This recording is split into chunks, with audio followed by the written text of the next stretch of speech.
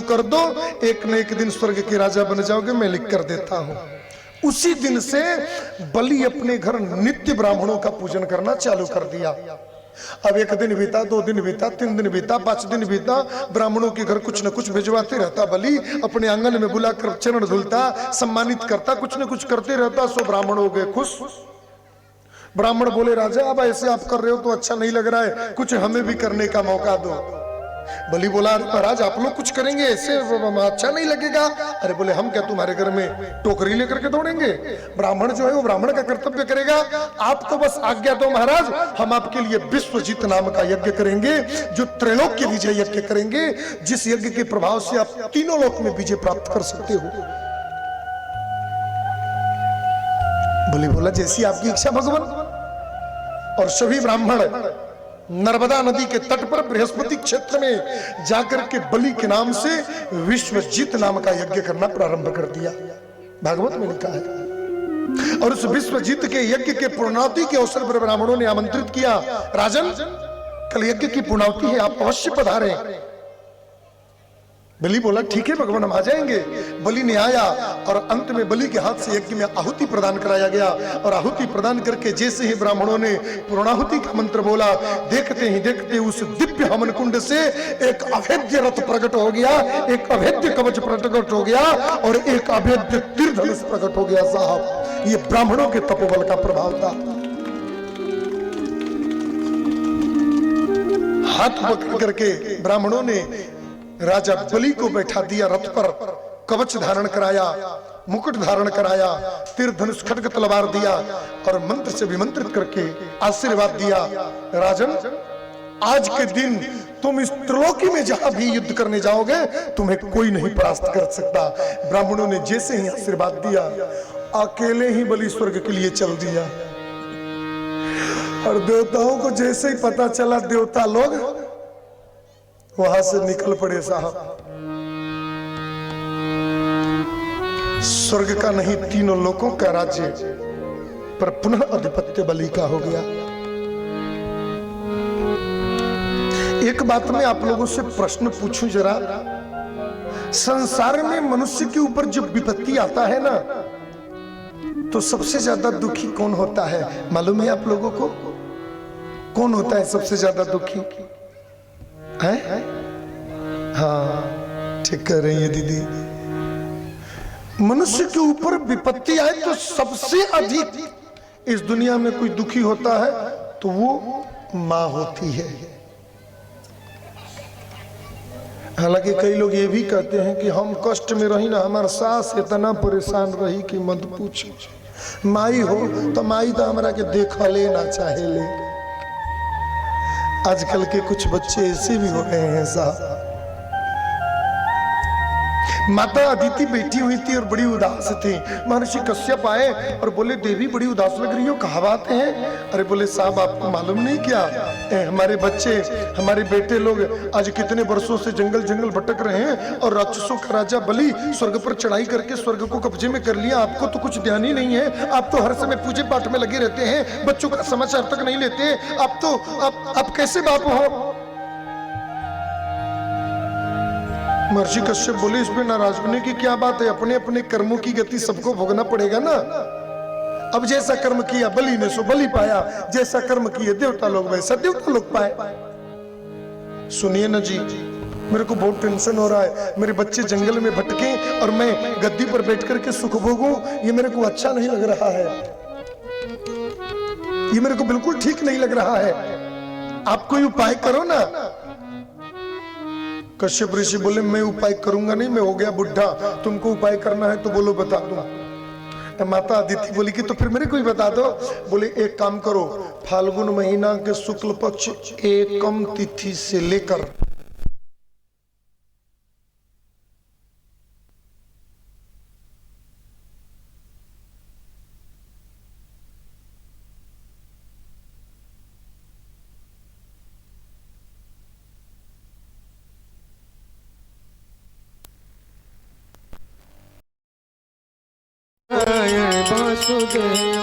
श्री कृष्ण गोविंद हरे मुरारे, हे नाथ नारायण वासुदेव, हे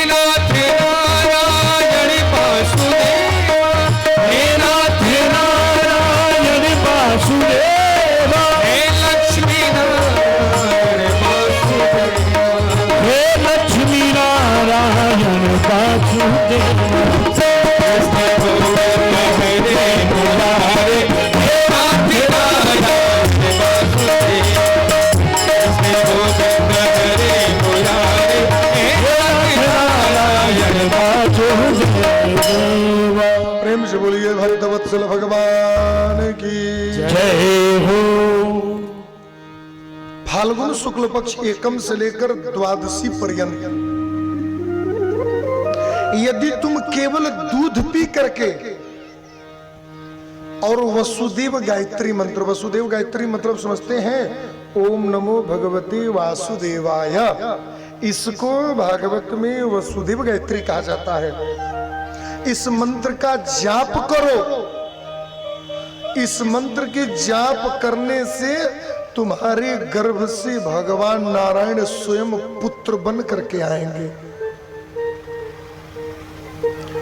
ऐसे कितने लोगों को मैं जानता हूं जिनको संतान प्राप्ति का last option test tube baby plantation भी कराया, नहीं हुआ संतान। अंत में उन स्त्रियों ने पयोव्रत जब किया तो उनके घर में सुंदर बालक का जन्म हुआ। ये भक्ति का और ये भागवत का प्रभाव है साहब। भागवत में लिखा है इसी को करो। माता अदिति ने पयोव्रत किया और उस पयोव्रत के प्रभाव से गर्भवती हुई। समय व्यतीत हुआ और कालांतर में माता अदिति के गर्भ से भगवान का एक और अवतार हुआ। उसी अवतार को वामन अवतार कहते हैं। बोलिए वामन भगवान की जय हो। कि श्रोणायां द्वादश्यां मुहूर्ते अभिजित प्रभो सर्वे नक्षत्र ताराद्या चक्रस्तु जन्म दक्षिणा। भादो का महीना, शुक्ल पक्ष, द्वादशी तिथि, दिन में 12 बजे माता अदिति के गर्भ से, माता के अदिति के गर्भगृह में भगवान नारायण चतुर्भुज रूप में प्रकट हुए। बोल भक्तवत्सल भगवान की जय हो। जैसे ही भगवान जन्म लिए माता अदिति ने भगवान को स्नान कराया, धुलाया, कौपिन पहनाया और माता अदिति ने भगवान को दूध पिलाया। अब जितने देवता लोग जंगल में भटक रहे थे ना, सारे देवता भाजे भाजे आ गए स्वर्ग। क्यों स्वर्ग में आ गए? बोले अब कहीं को डर, अब हमारा सगा भाई भगवान बन करके आया है तो फिर डर क्यों लगेगा। वो गीत गाते ना, मोरे सैया भाई है हवलदार हमें डर काहे को। अब मेरा सगा भाई भगवान ही है तो फिर हम डरेंगे क्यों? अब काहे को डर। सारे देवता यक्षगंधर्व बना के किन्नर आकर के खूब स्तुति किए। भागवत में लिखा है 10 दिशाओं के देवता ने आकर के भगवान को छत्ता प्रदान किया, छत्र। श्री गुरु बृहस्पति ने लाकर के भगवान वामन को यज्ञोपवीत धारण कराया। माता सरस्वती ने अक्षमाला प्रदान किया। माता अन्नपूर्णा ने करपात्र प्रदान किया। भोजन करने वाला एक तो बढ़िया सा चांदी की कटोरी।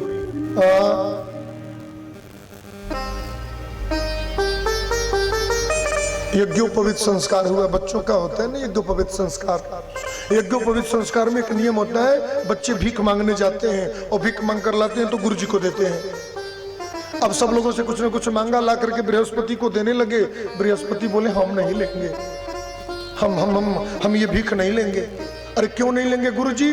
बोले इतने बड़े जजमान के यहाँ आकर के छोटी सी भीख लूंगा तो ढंग से लूंगा, वरना लूंगा ही नहीं। बामन भगवान बोले तुम्हें आपको क्या भीख में ला करके मांग करके दे दूं? बोले त्रिलोकी नाथ जब इस दुनिया में जजमान बने हैं तो फिर त्रिलोकी से कम भीख क्या लूंगा? मुझे तो त्रिलोकी का स्वामित्व चाहिए। मेरे जजमान इंद्र को त्रिलोकी ला करके देना है, इसलिए तुम त्रिलोकी मुझे भीख में दे दो। अरे बामन भगवान बोले मेरे पास खुद ही नहीं है तो तुमको कहां से दूंगा? बोले बलि के पास में है त्रिलोकी, त्रिलोकी का राजा बलि है, जाकर के उससे त्रिलोकी भीख में मांग कर लाओ, मुझे दो, इसके बाद में तुम्हारा यज्ञोपवीत संस्कार पूरा होगा। तो वामन भगवान बोले तब तो भीख मांगने बलि के यहाँ जाना पड़ेगा। बोले तो जाओ। जैसे ही भगवान ने आज्ञा दिया और घुटमन घुटमन नन्हे से बाल कृष्ण के रूप धारण करके और श्री वामन भगवान सीधा चल दिए प्रभास क्षेत्र में, जहां बलि अश्वमेघ यज्ञ कर रहा था। यज्ञ में गया और जाकर के और जैसे ही बलि ने देखा दूर से आते हुए वामन भगवान को, ए भगवान, बलि इतना खुश हुआ ब्राह्मण को। वो तो पहले से ही देख करके खुश होते रहता था, लेकिन आज जब नन्हे से घुटमन घुटमन करते आते हुए वामन भगवान को देखा, दौड़ करके वामन भगवान का स्वागत करने गया। लिखा है भागवत में।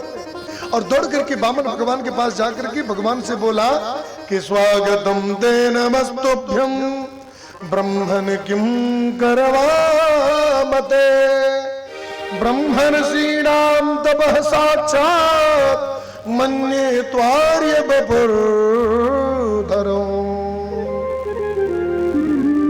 स्वागतम, सुस्वागतम। हे ब्राह्मण देवता, आपका इस बृहस्पति क्षेत्र में आपका स्वागत है। आपका कैसे आना हुआ? आपका किधर से आगमन हुआ? ब्राह्मण किम कर्मावण, आपका आने का कारण क्या है? आपको देख करके मेरा मन की बात कह रहा है, आप कोई साधारण ब्राह्मण नहीं है। ब्रह्मर्षीणाम तपः साक्षात्, बड़े बड़े संत महात्मा मलात्मा ज्ञानी पुरुषों का किया गया तप मूर्तिमान आर्यवपु बन करके आ गया है। मानो संसार के सभी तपस्याओं का पुण्य आज मूर्तिमान रूप धारण करके आ गया है। ऐसे दिव्य ब्राह्मण तो मैंने जीवन में नहीं देखा। वामन भगवान मनी मन बोले कि दोबारा देखोगे भी नहीं। प्रेम से बोलो, थोड़ा जोर से बोलिए। भगवान चुपचाप थे, कुछ बोले नहीं। थोड़ा दूर रुक करके बोला कि वाह देवता वाह, आप जैसे ब्राह्मण हमारे नगर में आ गए ना, आज हमारा नगर पवित्र हो गया। कि अधोज्ञयो में सुहृदा यथा विधि द्विजात्मजात्वा चरणावने जनई कि हता सोहा वीर्यं च भूरहो तथा पुनीता तनुभि पदैस्तव। आप जैसे संत, आप जैसे महात्मा, आप जैसे ज्ञानी पुरुष जिस नगर में आ जाए उस नगर का पुण्य ही जग जाता है साहब। आप जैसे लोगों का चरणामृत जिस नगर में पड़ जाए वो तो पूरा नगर ही पावन हो जाता है साहब। आप मेरे नगर में आए, मेरे को बहुत अच्छा लगा। सुनिए, मैं ब्राह्मणों का बड़ा भगत हूं। मैं रोज ब्राह्मणों का पूजन करता हूं, मैं रोज ब्राह्मणों को दान करता हूं। जो ब्राह्मण मांग लो क्या चाहिए। 2 मिनट बीत गए, 4 मिनट बीत गए, 5 मिनट बीत गए। बलि बोला कि मैं आप ही से कह रहा हूं, आप कुछ मांगना चाहते हो ना मेरे से तो मांग लो, जो मांगेगे उसको दूंगा। आपको गाय चाहिए, गाय दे दूंगा। सोना चाहिए 10-20 50 क्विंटल टन, वो भी दे दूंगा। अच्छे अच्छे 10-20 गांव का जमींदारी चाहिए, वो भी दे दूंगा। सुनो, मैं तो कन्यादान भी करता हूं। तुम्हारे जैसे छोटे छोटे ब्राह्मणों का मैं विवाह भी करता हूं। आप कहो तो आपके जैसे 1.5 बीता की लड़की ढूंढ करके आपका विवाह करवा दो। हाँ, मैं तो कन्यादान करते ही रहता हूं। लिखा है भागवत में कि गां कांचनो गुणवद्धाम अमृष्टम कि तथान्य में युद्धवा विप्रकौन्या ग्रामान समृद्धान। जमींदारी ग्रामान समृद्धान स्तुरगाल गजानवा रथास्तथा अरहत संप्रयाच।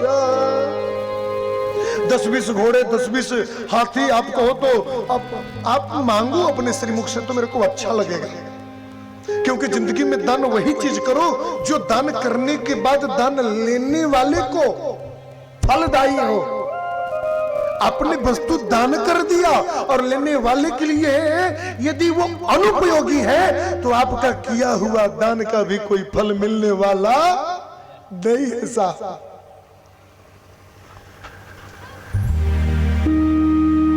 आप मांगो ना अपने श्रीमुख से। बामन भगवान फिर कुछ नहीं बोले। बगल में शुक्राचार्य संत महात्मा अमलात्मा लोग थे। बलि बोला गुरुजी ये छोटा सा बच्चा बोल क्यों नहीं रहा है? शुक्राचार्य बोले अंधे हो क्या, देख नहीं रहे हो माला जप रहे हैं, माला जपते समय नहीं बोलना चाहिए। हाँ। बलि बोला हे भगवान इतना छोटा सा बालक नियम इतना। अब बलि खड़ा होकर के इंतजार करने लगा, आप माला पूरा करो तो फिर बात करूंगा। भगवान बोले बस यही मौका है, बाद में बात बिगड़ न जाए। भगवान ने माला पूरा कर लिया। आप बलि हो? हाँ जी हाँ जी हाँ जी, मेरे को ही बलि लोग बोलते, मैं ही बलि हूँ। ठीक, आपको कैसे मालूम मैं बलि हूँ? अरे महाराज आपके बारे में दुनिया में कौन नहीं जानता, आपके बारे में तो सब लोग जानते हैं। क्या जानते हैं? लो कर लो बा। आपके पिताजी विरोचन थे। हाँ हाँ, वो कितने बड़े दानी। अश्वमेघ यज्ञ किया, यज्ञ से जो पुण्य उपजा वो पुण्य ही ब्राह्मणों को दान कर दिए। बोले ये पुण्य निकला है ना पंडित जी, ये पुण्य आप लोग लेते जाओ, मेरे को पुण्य से कोई लेना देना नहीं है। ऐसा भगत देखे क्या? 5 लाख खर्चा करके भागवत कथा सुनो और फिर कह दो कि हे भगवान जो भागवत का पुण्य है वो व्यास जी ले जाए, मेरे को कोई लेना देना नहीं है। ये तो तब होगा जब टेंट पंडाल का पैसा भी व्यास जी अपने पेट से दे करके जाए, तभी जजमान पुण्य देगा, वरना ऐसे तो मुफ्त में तो कोई नहीं देगा। बोले महाराज जाते समय आशीर्वाद तो देते जाओ। आपके पिताजी इतने बड़े दानी की अपना आयुष्य दान कर दिया, और आपके दादा प्रहलाद भक्ति की सीमा पार कर दिए, और आपके परदादा हिरण्यकश्यप क्या साहब तीनों लोक में तुती बोलता था। भोजपुरी में यह कहा जाला ना, एगो जमाना रहे उनकर तुती बोलत रहे। उनके दादा महर्षि कश्यप जिनके द्वारा संपूर्ण सृष्टि के निर्माण में एक सबसे बड़ा योगदान रहा। बलि तो टुकुर टुकुर ताकने लगा मुंह। हे भगवान हम तो अपने बारे में पूछे तो मेरे 7 पीढ़ी की कुंडली निकाल करके धर दिया। इसका मतलब बढ़िया ज्योतिषी है, कोई खटिया पलटन नहीं है। हाँ आप अपने श्रीमुख से मांगो महाराज आपको क्या दान में दे दूं। बोले माफ करना साहब, आप संसार के जितने बड़े दानी हो ना, मैं दुनिया का उतना बड़ा संतोषी हूँ। आप दान दे तो सकते हो लेकिन मैं दान लेता ही नहीं हूँ।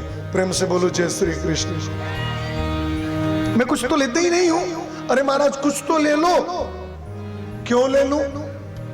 गाय दोगे, लेकर क्या करूंगा? मेरे घर के बच्चे हैं जो रो रहे हैं कि मैं उनके लिए गाय ले लूंगा। आप कहोगे कि गुणवत धाम कृष्णम 10-20 गांव ले लो।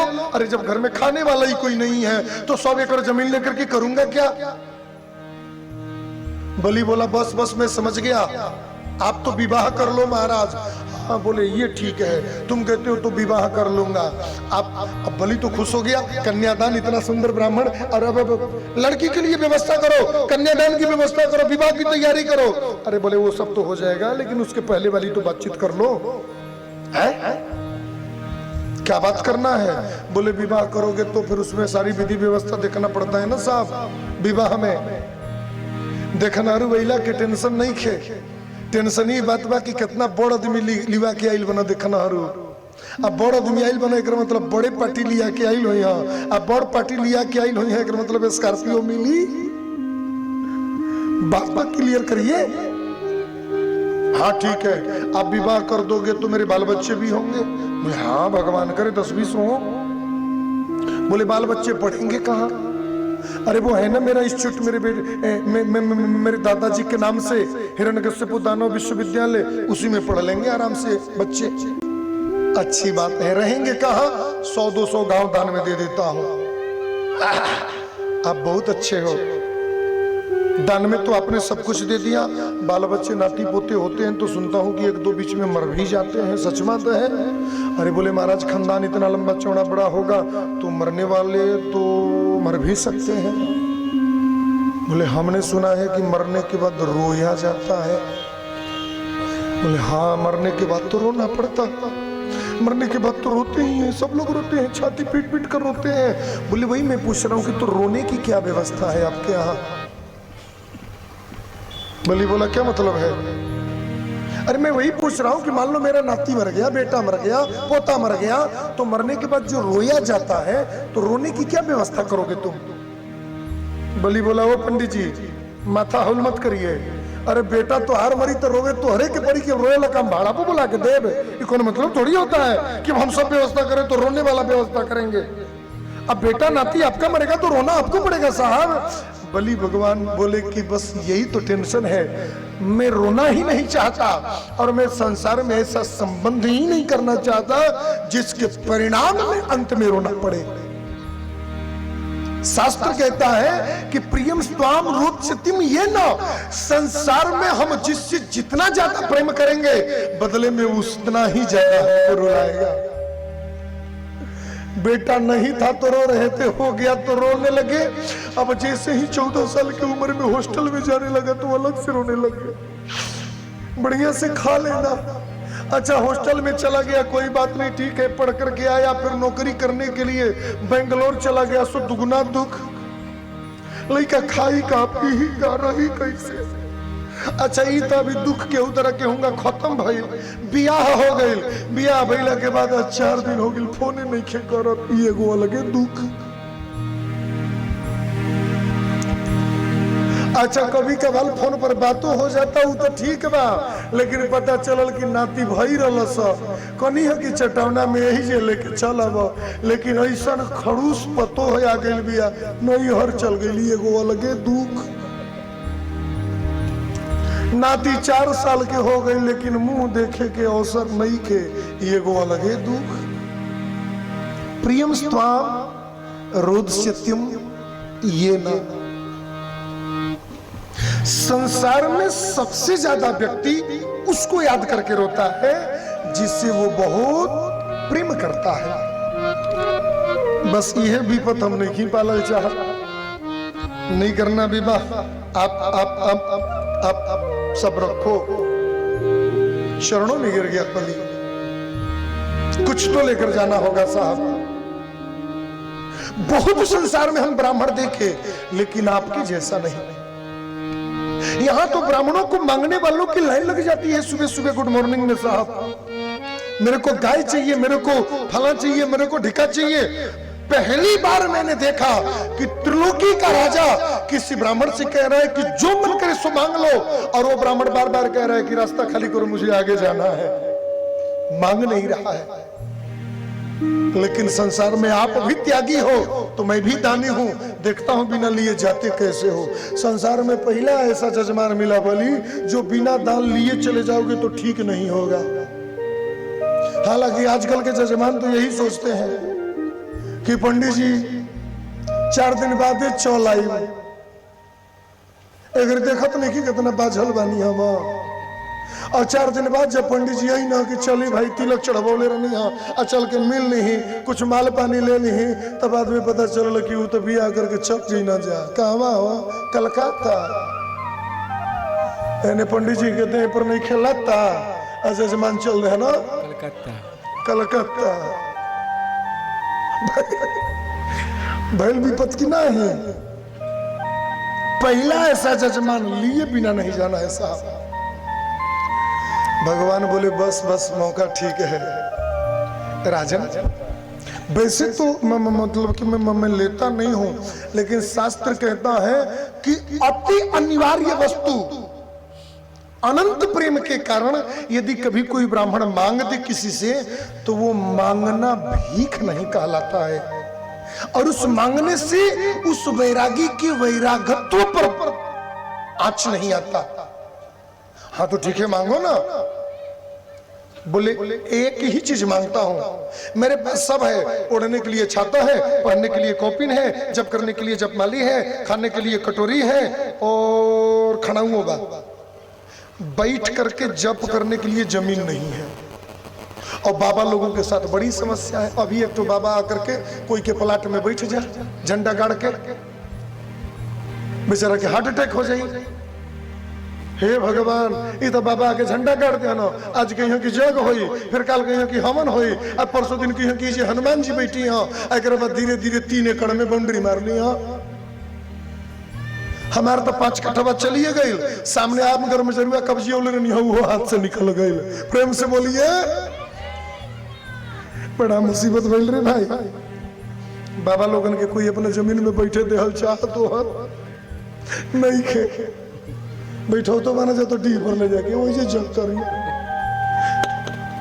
मेरे को 3 पग धरती दे दो बस, और सुनो, अपने पैरों से नापूंगा, तुम्हारे पैरों से नहीं।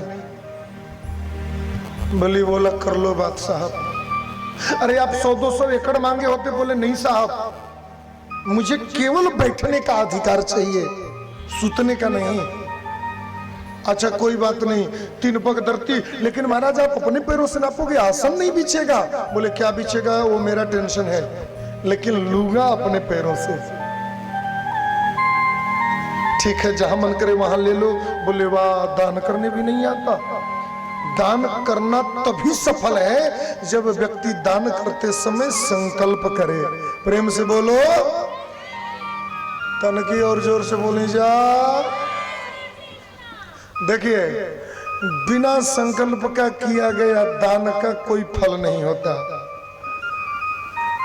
लेकिन संकल्प करते समय भी दान ढंग का होना।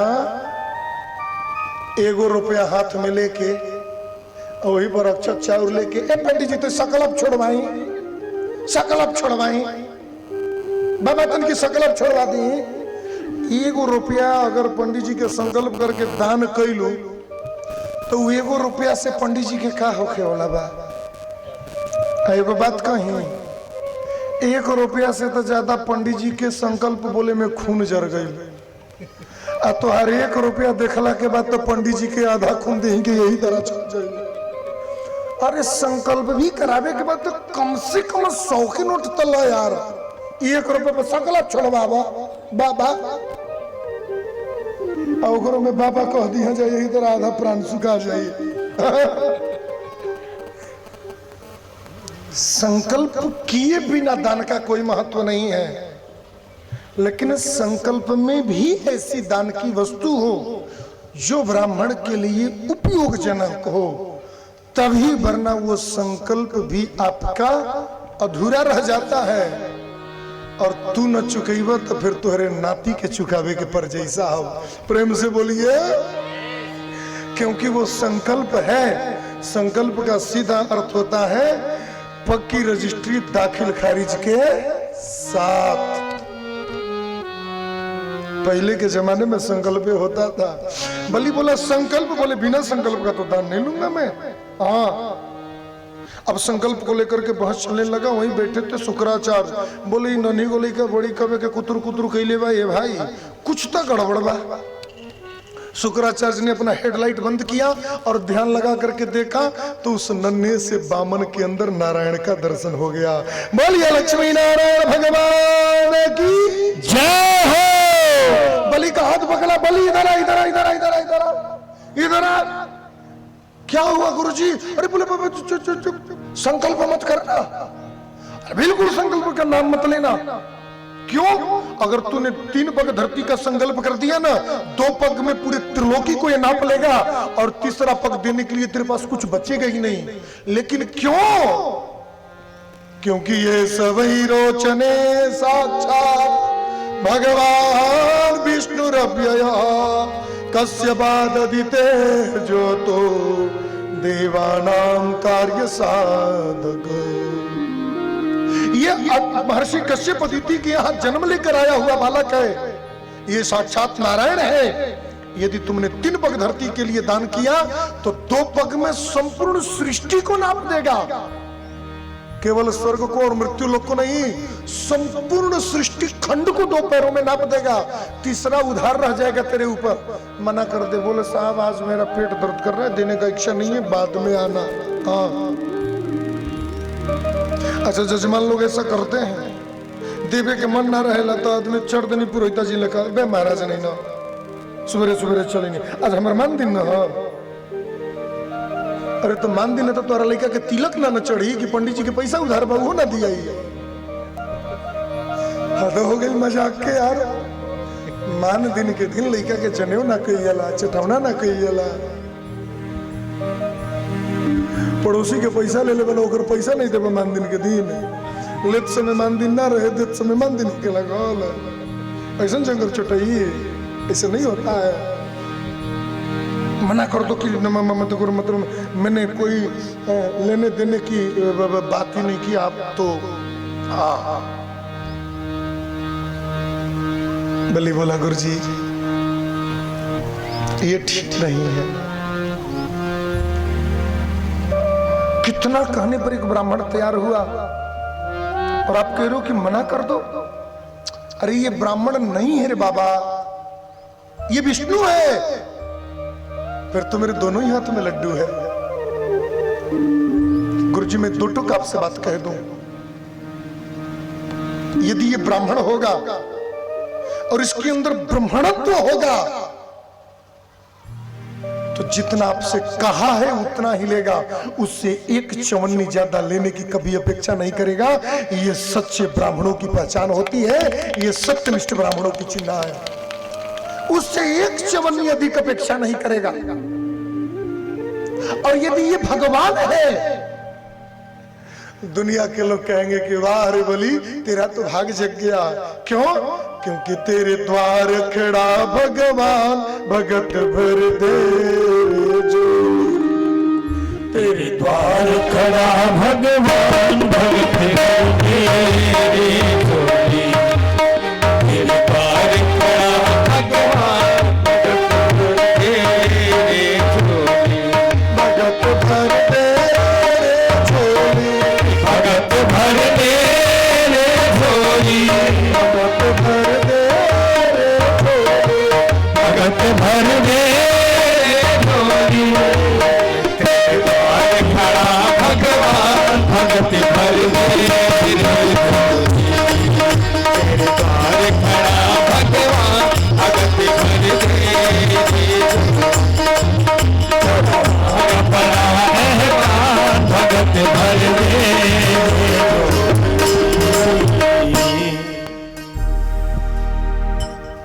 श्री बलि ने कहा कि मुझे तो दान कर लेने दो साहब। संकल्प किया,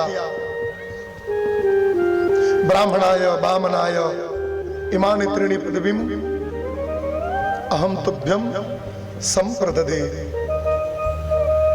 मैं बलि नाम का त्रिलोकी का राजा इस वामन रूप ब्राह्मण को 3 पग धरती दान करने का संकल्प करता हूं। नाप लो महाराज। वाह, आपने दान तो कर दिया लेकिन दान देने नहीं आता। दान देने के बाद में जजमान को मत्था टेक कर प्रणाम करना चाहिए। प्रणाम तो करो। ओ और तो मेरे को मालूम ही नहीं। जैसे ही लंबा सा अष्टांग प्रणाम किया, नन्हे से बामन देखते ही देखते विराट बामन बन गए। बोलिए विराट भगवान की भक्तवत्सल भगवान की। इतने विशाल हो गए, इतने विशाल हो गए। बलि ने सिर उठा करके देखा तो घूंट ना दिख रहा था और कुछ दिख ही नहीं रहा था। हे भगवान, मुंह कहां चला गया? भगवान का एक पैर अतल बितल सुतल तलातल रसतल पाताल, पाताल लोक के भी निचले भाग में 450 फीट लेयर नीचे डाउन चला गया। और दूसरा पग भूरलोक भूअरलोक महरलोक जनलोक तपलोक सप्तलोक सप्तलोक अनुपरी भागे ब्रह्मलोक में चला गया। उसी ब्रह्मलोक में जब भगवान का चरण गया, ब्रह्मा जी बोले अरे ये चरण कैसे आ गया हो? झट दनी कमंडलू में पानी था, आ कमंडलू का पानी पैर पर पलट दिए और पलट करके नीचे थरिया में रोक लिए और रोक करके वही पानी कमंडलू में भर लिए। और जैसे ही कमंडलू में भरे, उसी कमंडलू में मैया गंगा प्रकट हो गई। बोलिए गंगा मैया की जय हो। कि गंगे गंगे तुयो ब्रूयात् योयनानां सतैरपि मुच्यते सर्व पापेभ्यो विष्णुलोकम सगच्छति। एक मीठी बात बताऊं, शास्त्र में लिखा है गंगे गंगीति योब्रूया, जो गंगा गंगा कहता है, यो ये नाम सतैरपि, 100 योजन दूरी से, 100 योजन दूरी मतलब समझ रहे हैं, बहुत दूर होता है, 1200 किलोमीटर हो जाएगा। एक योजन में 4 कोस और एक कोस में 3 किलोमीटर, तो 4 तिहाई 12, 100 इंटू 12 मरिए 1200 किलोमीटर होता है। यो ये नाम सतैरपि, 1200 किलोमीटर दूर से भी कोई व्यक्ति बैठ करके एक बार जय हो गंगा मैया करता है तो मुच्यते सर्व पापेभ्यो, सारा पाप समाप्त हो जाता है और विष्णु लोकम सगच्छति, विष्णु लोक को चला जाता है। तनी हाथ उठाई जाता के भगवान के धाम जाइल चाहता, हम तन के देखी ए जो नीचे जाए के सबे जाइल चाहता।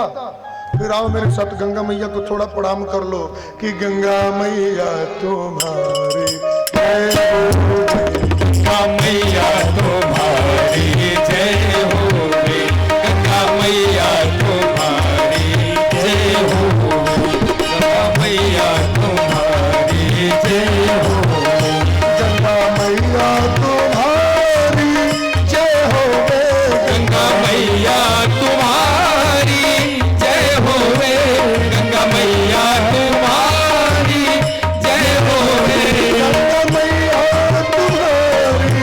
तुम्हारी जय हो रे, गंगा मैया तुम्हारी जय हो रे, गंगा मैया तुम्हारी जय हो रे, गंगा मैया तुम्हारी जय हो रे, मैया हो गंगा मैया हो गंगा मैया। ठंडा लग रहा है क्या? ठंडा लगता? कंबल लेके नहीं खी जाइल। अगर ठंडा बहुत तेज लग रहा है, एक काम करो, पसीना छूट जाएगा। हाँ, आप लोग देखते ना मेरे को पसीना कैसे आता है। अगर जिसको ठंडा लग रहा होगा और जिसको लगता है कि थोड़ा पसीना आ जाए, मजा आ जाए, तो करना, वरना मत करना। हाँ, गंगा मैया तुम्हारी जय हो, गंगा मैया तुम्हारी जय हो रे, गंगा मैया तुम्हारी जय हो रे। माता गंगा भगवान विष्णु के चरणों से निकली ना, एक नाम विष्णुपति हो गया। विष्णुपति तुम्हारी जय हो रे, विष्णुपति तुम्हारी जय हो रे, विष्णुपति तुम्हारी जय हो रे, विष्णुपति तुम्हारी जय हो रे, विष्णुपति तुम्हारी जय हो रे, गंगा मैया हो गंगा मैया जय हो, गंगा मैया तुम्हारी जय हो। भगवान शिव के जटा से निकली ना, एक नाम जटा शंकरी पड़ गया।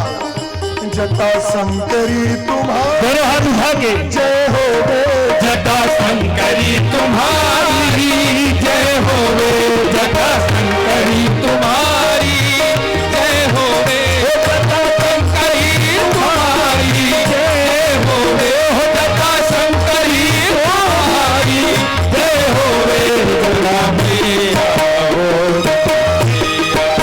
गंगा मैया हो गंगा मैया, गंगा मैया तुम्हारी जय हो, गंगा मैया तुम्हारी जय हो, गंगा मैया तुम्हारी जय हो। महाराज भगीरथ ने लाया ना गंगा जी को, सो एक नाम भागीरथी पड़ गया। प्यार से गाओ मेरे साथ, गला का आवाज खोलो। भागीरथी तुम्हारी जय हो रे, भागीरथी तुम्हारी जय हो रे, भागीरथी तुम्हारी जय हो रे, ओ भागीरथी तुम्हारी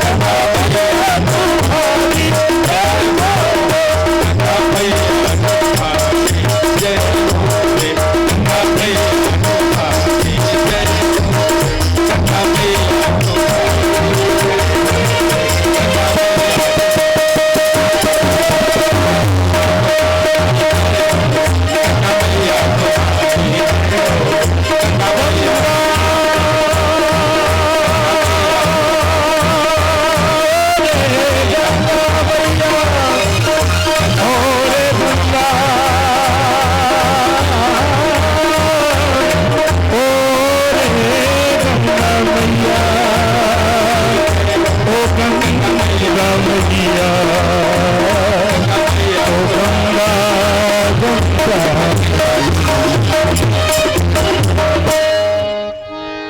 गंगा मैया तुम्हारी जय हो बोलिए गंगा मैया की जय हो। आप लोग को इतना देर से ठंडा लग रहा था, आप लोग बताए नहीं। हमको लगा कि आप लोग को ठंडा नहीं लग रहा है। प्रेम से बोलो। हाँ, अब पता चल गया कि आप लोग को ठंडा लग रहा है। बलि ने सिर उठाकर देखा तो दिख ही नहीं रहा है कुछ। विशाल बन गए भगवान। बलि से आकर के बोले, 2 पग में मैंने पूरा दुनिया नाप लिया, तीसरा देगा किधर? बलि ने हाथ जोड़ करके भगवान से निवेदन किया, प्रभु एक बात कहूं, धन बड़ा होता है कि धन का मालिक बड़ा होता है? धन बड़ होला कि धन के मालिक बड़ होना? मालिक ठीक बात कहता नहीं। मालिके न रही है तो धन रह के क्या करी? 30-40 साल के बाद में 1 बार सर्वे हुई, 2 बार सर्वे हुई, तीसरा के बाद में डी घोषित हो जाइए। मालिक है तो धन है। बलि बोला कि आपने धन को ले लिया है, धन का मालिक जिंदा है। तीसरा पैर मेरे सिर पे रख दो साहब, और मेरे संकल्प की पूर्ति कर दो, क्योंकि मैं संसार में विष्णु के सुदर्शन चक्र से नहीं डरता हूं। मेरा भय भगवान शिव के पशुपतास्त्र से नहीं है, और इंद्र की वज्र की इतनी औकात कहां जो मेरे सामने खड़ा हो जाए।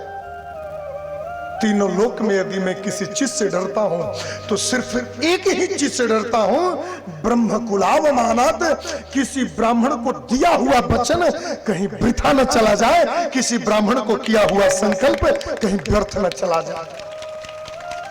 केवल और केवल मेरे अंदर भय है तो एक ब्राह्मण के मुख से निकले हुए अपशब्द का, ब्राह्मण के मुख से निकले हुए श्राप का मुझे भय है। बाकी इस तीनों लोकों में मुझे किसी चीज का भय नहीं है। और सुनो, आपको मैं तब भी ब्राह्मण मान रहा था, और आपको मैं अभी भी ब्राह्मण ही मान रहा हूं। देख लिया तुम त्रिलोकीनाथ हो, लेकिन जितने सुंदर तुम ब्राह्मण के रूप में लग रहे थे, उतने सुंदर तो तुम भगवान के रूप में भी नहीं लग रहे हो।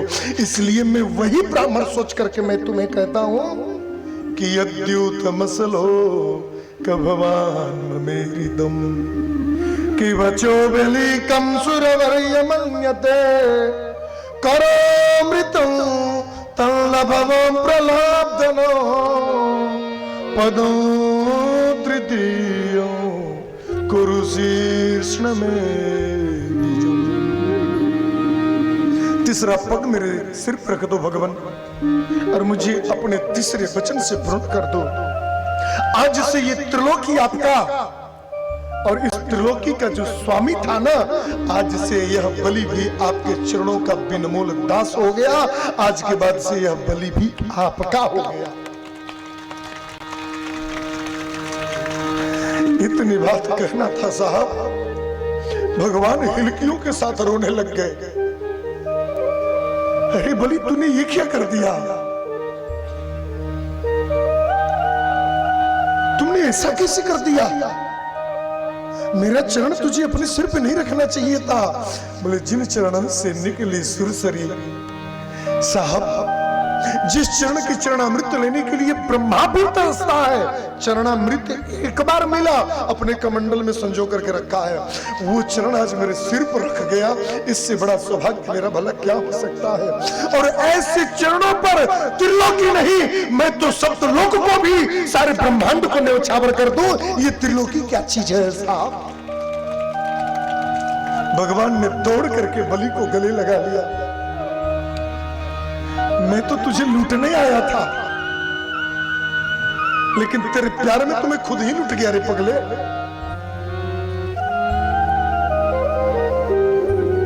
बोल तुझे क्या चाहिए?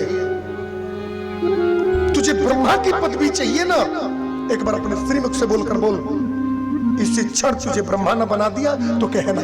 तुझे शिवलोक की गद्दी चाहिए तो तू एक बार बोल कि मुझे कैलाश की गद्दी चाहिए, इसी क्षण प्रदान कर दूंगा। एक जन्म क्या, करोड़ों जन्म तक यदि स्वर्ग की गद्दी तुझे चाहिए, एक बार तू अपने श्रीमुख से बोलकर देख, जो मांगेगा सो दूंगा। ऐसे भक्त मिलते कहां है साहब? मांग। भली बोला साहब, धनी बना दिए और 2 मिनट बाद फिर मुझे भिखारी बनाए जा रहे हो। ऐसा मत करो गोपाल, ऐसी कृपा मत करो। दानी बनाओ ना, दानी बने रहने दो, कुछ नहीं चाहिए। आपके चरणों का रज मेरे सिर पर रख गया, त्रिलोकी फीकी लगने लगी हो। ब्रजमंडल के संत कहते हैं भगवत भक्ति के सामने त्रिलोकी भी 900 खारी लगे। भगवान की भक्ति जितनी प्रिय है ना, भगवान का धाम भी उतना प्रिय नहीं है। भक्त लोगों का ये भाव रहता है साहब, आपके चरणों की रज चाहिए, आपका धाम नहीं चाहिए। प्रहलाद जी महाराज वहीं पर प्रकट हो गए। भक्ति में मुझसे भी मेरा प्रपौत्र मेरे से आगे निकल गया। इस चीज को देख करके बलि के पूर्वज वहां प्रकट हो गए साहब। बेटा हो तो ऐसा, औलाद हो तो ऐसा, जो न्यौछावर भी किया, भिखारी भी बनाया और दुनिया में दान भी दिया, तो स्वयं नारायण को दिया जो सारी दुनिया को दिया करता है। आज उसको मेरे पौत्र ने दान कर दिया। इससे बड़ा सौभाग्य और बलि का क्या हो सकता है? और बलि को तो छोड़ो भाई साहब, बलि की पत्नी बलि से तो हाथ आगे निकली। कहती है कि त्वयैव दत्तम पदमेन्द्र मूर्जितो हृदम तदेव द्यतथैव सोमनम्। हे भगवान, इस संसार में आप जिसको धन देते हो ना, उस पर कृपा करते हो, लेकिन जिससे आप धन छीन लेते हो उसके ऊपर आप महती कृपा करते हो। तो यही दत्तम पदमेन्द्र मूर्जितम, लेकिन हृदम तदेवा द्यतथैव सोमनम्। दृष्टांत दिया। एक बार वैकुंठ में नारद जी महाराज घूमते घूमते गए। बाबूजी ध्यान से। नारद जी जाकर के बैठे, 2 लड्डू आया, मीठा पानी आया, पिए, पी करके बैठ गए। माता लक्ष्मी थी और माता लक्ष्मी के बैठ बगल में बैठी थी उन्हीं की बहन दरिद्रता। लक्ष्मी जी की छोटी बहन है दरिद्रता। लक्ष्मी जी भगवान के सामने रहती हैं और दरिद्रता भगवान के पीठ पीछे रहती है। इसलिए भगवान का सन्मुख दर्शन करना चाहिए। भगवान के पीठ की तरफ कभी भी नहीं बैठना। मंदिर के पीछे बैठ करके फुसुर फुसुर करबूजा, घर में भिख मंगई आ जाइए। मंदिर के पीछे कभी कदापि न बैठिए। मंदिर के पीछे यदि बैठना ही पड़े तो मंदिर की 3 परिक्रमा करके तब मंदिर के पीछे बैठिए। ये मंदिर के आप पीछे नहीं बैठिए, ऐसा टेंशन मत लीजिए। मंदिर के पीछे का मीन्स होता है मंदिर में पीछे नहीं बैठना है। संसार के हर मंदिर के पीछे कोई ना कोई गांव ही पड़ेगा। एक मंदिर के पीछे ही गांव बा, वो मंदिर के पीछे वो गांव पड़ी, वो मंदिर के गांव में वो पीछे पड़ी। संसार में हर गांव किसी न किसी मंदिर के पीछे है। वो मतलब नहीं है। भगवान के पीछे नहीं बैठना चाहिए। मंदिर में भगवान के मंदिर के पीछे नहीं बैठना चाहिए। कितने लोग हैं मंदिर के आगे बैठते हैं, भगवान की झांकी निहारती रहते हैं, बातचीत करते रहते हैं। कुछ लोग मंदिर के पीछे आके और 4-5 गो बोड़ा रखल बा, ओकरे कोना में धीरे से बैठ गई बना। मंदिर के पीछे कभी नहीं बैठना चाहिए। लक्ष्मी और दरिद्रता दोनों लोग बैठी थी। नारद जी से बोली, नारद जी एक बात पूछे। नारद जी बोलो कि पूछी।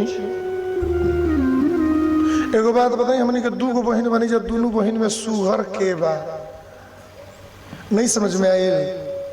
लक्ष्मी और दरिद्रता दोनों में सुंदर कौन है? बहुत ध्यान से सुनिएगा। नारद जी बोले कि हे भगवान, ऐसी मुसीबत में डाल रही हो मेरे को। यदि मैं कह दूं कि लक्ष्मी सुंदर है तो दरिद्रता नाराज, और दरिद्रता से कह दूं कि तुम सुंदर हो तो लक्ष्मी नाराज। अब मैं किसके पक्ष में बोलूं? नारद जी बोले नहीं नहीं, आप दोनों ही सुंदर हो, दोनों अच्छे हो, दोनों सब ठीक है, तो कोई दिक्कत नहीं है। लक्ष्मी जी बोली, दरिद्रता बोली ना, आपको कोई ना कोई एक कारण बताना होगा, हम दोनों में थोड़ा सा ही जा कौन सुंदर है। नारद जी बोले कि हे भगवान, हम तो बहुत मुसीबत में पड़ गए, अब क्या करें? नारद जी बोले इसके लिए एक तो छोटा सा इंटरव्यू है, उसको निकालना पड़ेगा और इसके बाद ही क्लियर होगा कि कौन सुंदर है दोनों में। लक्ष्मी दरिद्रता बोले कि हम लोग परीक्षा देने के लिए तैयार हैं। बोले ठीक है। नारद जी बोले कि यहां से दोनों लोगों को 100 कदम जाना है और दोनों लोगों को एक साथ 100 कदम आना है। ध्यान से सुनिएगा, नहीं तो बाद में परीक्षा में आप लोग फेल हो जाइएगा। 100 कदम चल करके जाना है दोनों लोग को एक साथ, और 100 कदम दोनों लोगों को एक साथ चल करके आना है। अब लक्ष्मी जी दरिद्रता दोनों तैयार हुए। अब मंदिर में जाना, कुरैच महावीर में लड़की दिखावे तो लड़की के पहले ही से बता दिहल जला, हाँ ऐसे चली है, इत्मीनान से चली है, टाइट होके चली है, मुड़ी झुकौले रही है, इन्हें उन्हें टुकुर टुकुर मत तकी है। होता है ना भाई, कहीं चलने में ही गड़बड़ ना हो जाए, लड़की छट जाए। लक्ष्मी जी दरिद्रता जी सोची कि कहीं चलने में ही कोई गड़बड़ी हो गया और हम लोग छट गई, तब बढ़िया से सज धज के चलना है। दोनों लोग चल करके गई और चल करके आए। बोले कि अब बताइए कौन सुंदर लग रहा था? नारद जी बोले दोनों ही, फालतू बात नहीं, दोनों सुंदर लग रहे थे, कुछ तो अंतर होगा। बोले एक ही अंतर है कि दरिद्रता जा रही थी तो अच्छी लग रही थी और लक्ष्मी आ रही थी तो अच्छी लग रही थी, और कोई अंतर नहीं है साहब। दरिद्रता का जाना अच्छा लग रहा था और लक्ष्मी का आना अच्छा लग रहा था।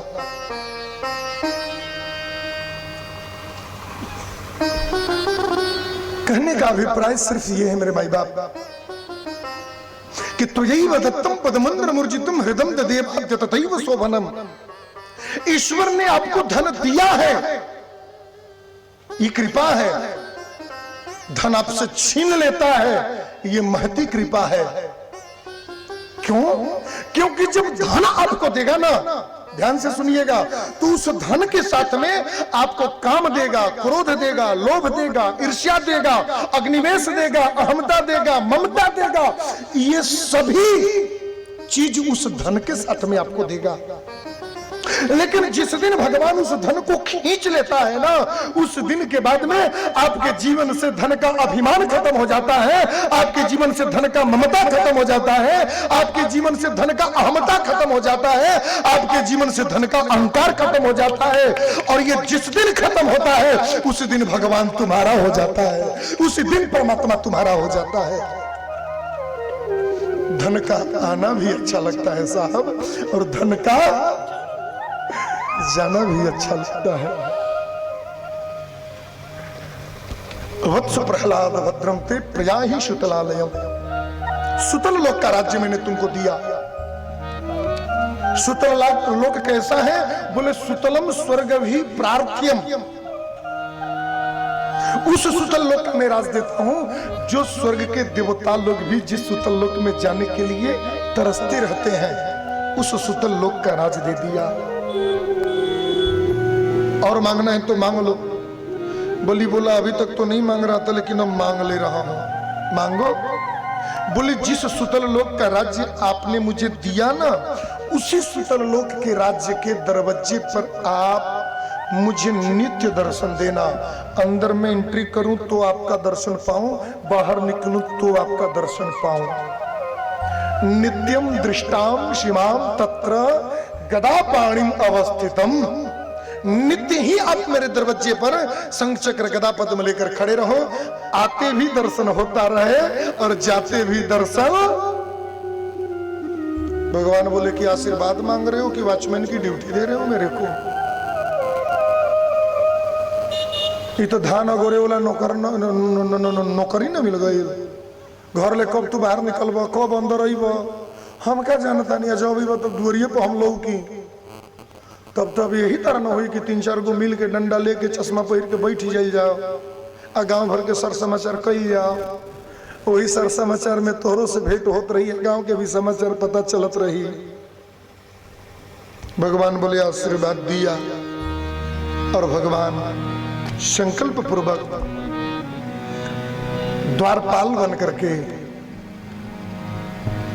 और भगवत भक्त की इच्छा के कारण उसी दरवाजे पर रह गए।